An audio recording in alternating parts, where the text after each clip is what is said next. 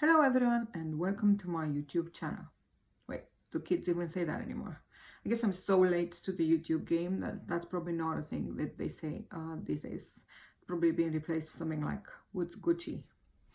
You really don't want to hear what I believe is current vernacular of youngsters.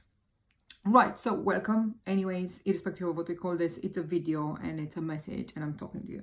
And the reason I'm doing this, why I'm talking to you, is because I wanted to kind of find a better medium to give you a little bit of a rant and some ideas. I write regularly for Forbes and for my own blog and for LinkedIn. So if you guys want to read those, you can. Those are slightly better formulated. This one is going to be stream of consciousness. Just listen to me talk about things that are not quite easy to put on paper, and things that just come to mind as they do. And I do this about once a week, hopefully with less eyes than now. And I'll do it in a format that's going to be essentially almost always the same. Hopefully it's going to say what it is that really annoys me at that point, what really gets my goat, and then give you a couple of examples of real life things we've encountered. We meet big companies incredibly often. We see a few tens a month maybe, and when we meet them we get very different reactions to what it is that we're trying to do. And to be very clear, we make a piece of software that's very out there. It's revolutionary.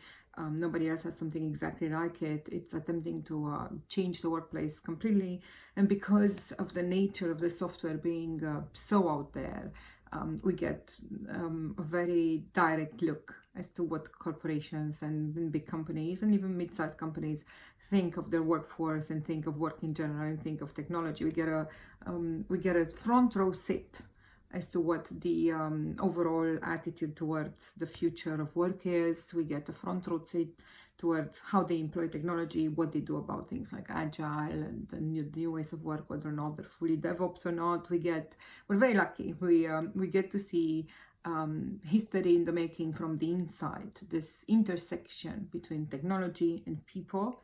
And our company is called People Not Tech. Is fascinating, and I think is going to be where everything is going to be happening over the next 5 to 10 years. It's really exciting. I hope you're all on the same journey. I hope you're all thinking about your skills. I hope you're all wondering how you're going to fit in this new world of machines and fast-paced technology. I hope if you're a leader in a company, you're considering these things very deeply and wondering what you can do to have technology empower you and not get overpowered by technology. And I hope that if you're not a leader, you're an employee in any of these companies, you're still considering it, you're still thinking about it, you're still wondering what it is that you can do to add to your own capital, to become a better human, to be more useful as a human in a world where we might potentially get replaced by machines.